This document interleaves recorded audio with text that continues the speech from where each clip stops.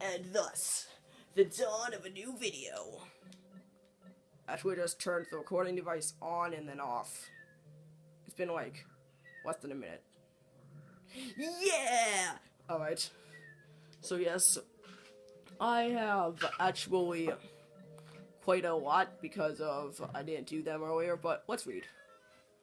Red Bulborb. That's the name of the creature. There are 81 entries, by the way. Oculus Yamiras. Grub dog family. This large organism has the familiar mandibles and cranium morphology of the grub dog family, as well as the characteristic bulging eyes. As with grub dogs, the creature's cranium comprises half of its total length and girth. And yes, you can read this on the screen on your iPod or computer or whatever you're watching this on screen, because I am now reading it off of the recording device screen. So, there, showing a scarlet. This is really glary. Showing a scarlet abdomen with white spots. The creature is primarily nocturnal. Really? I can just tap it and it will adjust. Now I can read perfectly fine. Showing a scarlet abdomen with white spots. This creature is primarily nocturnal, choosing to prey upon smaller creatures, returning to their nests. Originally classified as the spotty bulborb in Pikmin 1, further research has reclassified this species as the red bulborb. Subspecies of varied colors have recently been discovered, but academics are divided into two rival camps over how to handle their classification. They did something like this for 81 creatures. And Willie's notes, which we're not even going to go over. I did not know I could, center the light. Dwarf red bulb. Oh, yes, and you can press A and throw Pikmin ferrets at it.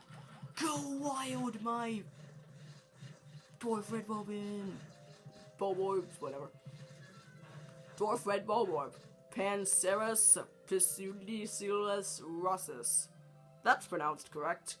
Breadbug family, although initially identified as a juvenile red bulborb, groundbreaking new research indicates that this creature is in fact a member of the breadbug family, a close relative of the vanilla breadbug. Vanilla breadbug? You talk. Oh. It escapes predation throughout mimicry. Unique adaptation of the red bulborb's crimson coloration allows the species to safely commingle. Such effective adaptation and hey, what's that word say again? Nah, never mind. By a prey species is rare, indicating this clever creature is a master of mimicry. So yeah, usually I'll read these after the thing. Oh yeah, usually I'll read these after the day. So yeah, this is how they react to Pikmin characters. Oh. And this is how red bulborbs react to Pikmin carrots. And yeah. Okay, let's see, what do we have next? The snow bulborb. You know what? I'm gonna get a chair so I can sit next to the recording device. Cause, oops.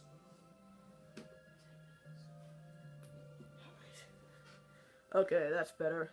Snow bulborb, as I was saying. Snow bulborb, Pancerus pisudicillus fausticus, cause there's snow. Never mind. Redbug family, like the dwarf red bulborb, the snow bulborb is a member of a redbug family that seeks to survive through imitating appearance and behavior of a bulborb. Its pale coloration, blue spots make for easy identification, and particularly this organism mimics the hairy red bulb, but it is of course unable to grow the hair that gives the hairy bulb its name. However, as the hair. How long are these? These get shorter later on. However, as the hairy bulborb has been known to lose its hair, and the woolly notes are a lot shorter. In certain circumstances, the snow bulborb is an effective mimic that is often mistaken for a member of the same species. Yeah, the hairy bulborb looks like that if you get rid of its hair. Spoiler alert, hairy bulbs have hair. I'm sorry. I'm sorry that I spoiled that hairy bulbs that have hair. That's a lot of dwarf orange bulbs. Maybe this means they travel in big groups. But I've only seen them in groups in certain caves. So yeah, you can see them munching. Dwarf orange bulb, Panthers, Pseudiacoli, Orangutan. I think it's something off of orange. Redbug family. Dwarf red bulbs mimic the appearance of red bulbs. Wait. Dwarf red bulbs mimic the appearance of red bulbs. Is 2 orange bulbs mimicking orange bulbs. Dwarf orange bulbs. Never mind. It was theorized that an orange bulb mimicking variant must also exist. Recent fieldwork has confirmed this theory. Yes, recent fieldwork. Despite, as you can obviously see, we have not seen an orange bulb yet. They exist. Trust me. Fiery bulb blacks. Yeah. Bulborb. But this is a bulb blacks. Probably because there's nothing that mimics it. That's probably why. Fiery bulb blacks. Oculus volcanus. Grub dog family. It's still part of the same family. Bodily excretions of a highly flammable waxy substance interact with the cell structure of this grub dog's skin, causing a chemical reaction that produces extremely high temperatures. Not just high temperatures, they're extremely high temperatures. Skin benefits from a spongy cell structure that diffuses the surface heat, protecting the secretions in organs. Due to astonishing amount of heat being produced by bees, it should be observed with great caution. Oh yes. There's also the bulb min, which, oh yeah, this is how it reacts to picnic carrots. This is actually one of the faster eaters.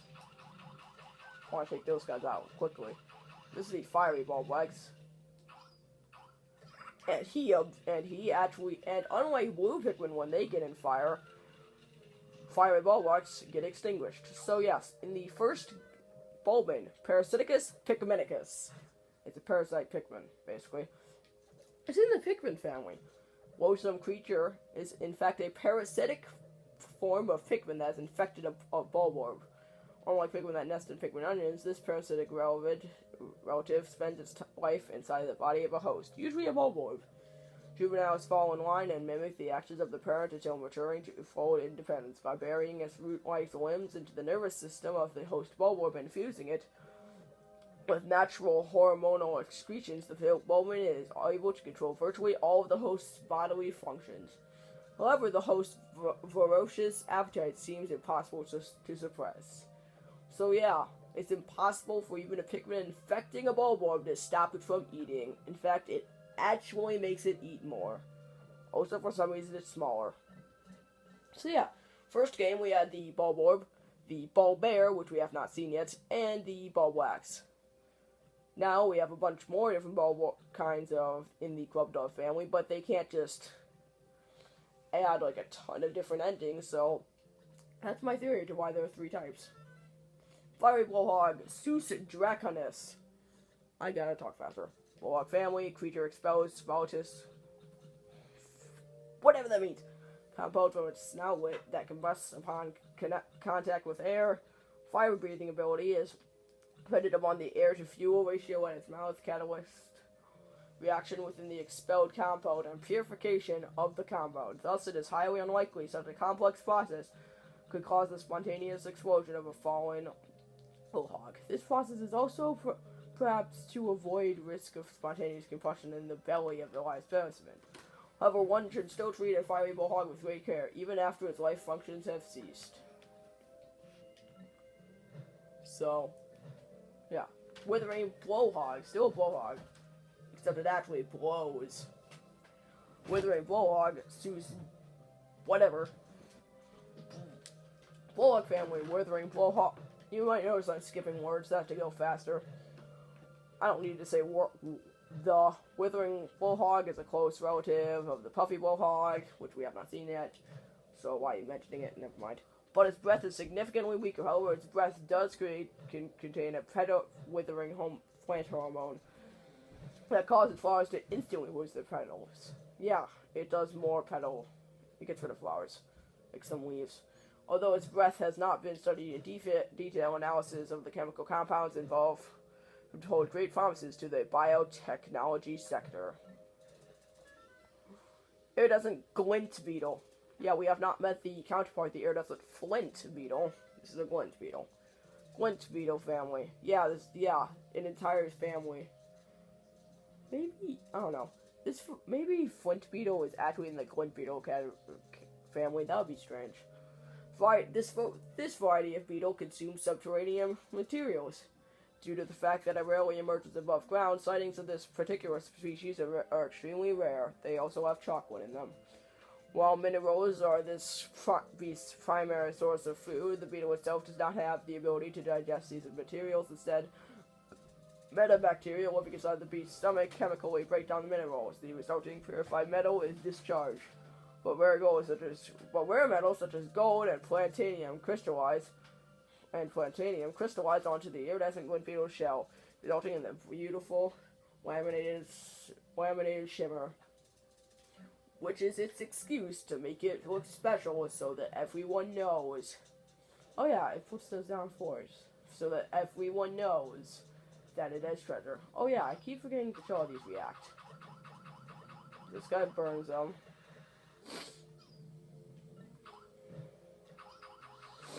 This guy puffies him. So you can just play around and watch them. This guy does not react to them. Yeah, that's actually true. And, well, that's going to be going on. You can watch that and then listen to my commentary. Female suregrub. I'm not going to even try to read the scientific name. Mandiblard family. Yeah, they have different families. Sort of cool. Alright, I've got to hurry up. Males of species are purple and black creatures with tapered mouths. This is the female. Talk about the females. While the females are lighter in color and lack an armored exoskeleton.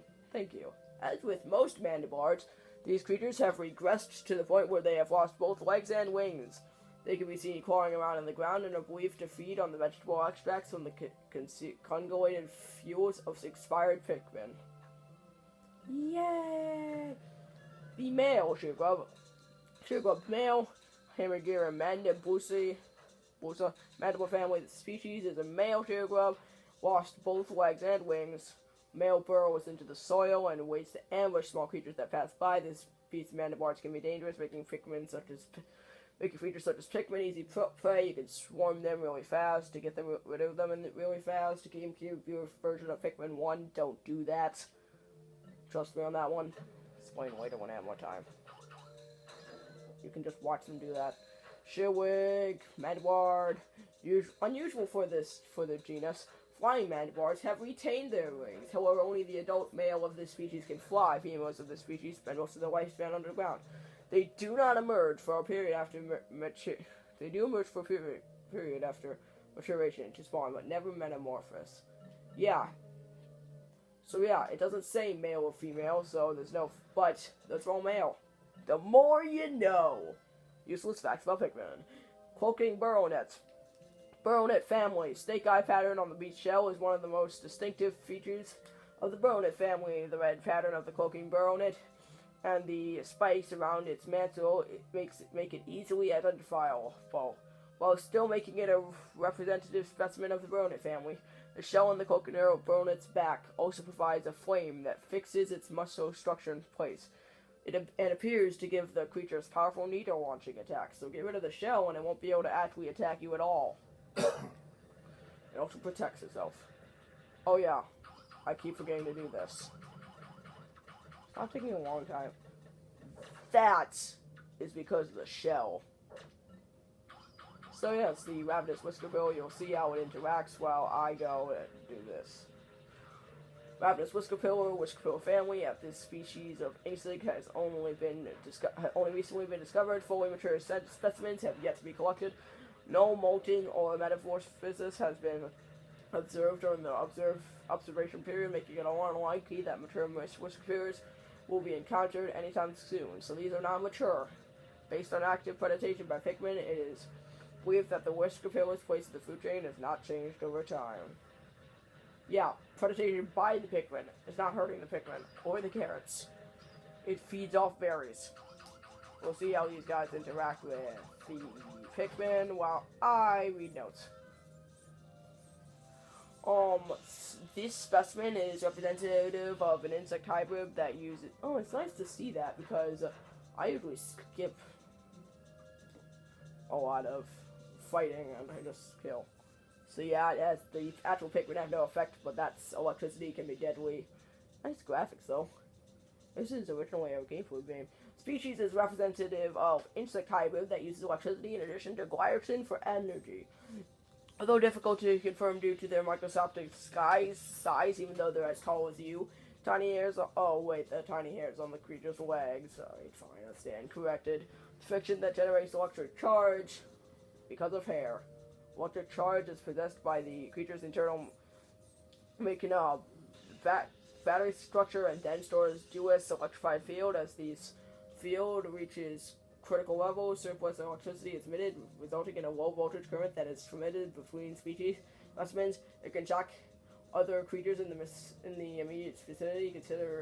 Considering this process, it can be summarized. The largest impetus to pack behavior is not so much for kinetic energy effect of producing as a pact as it is to take advantage of this most effective means of group preservation. Okay. What? Okay. We'll continue this next week. Yeah.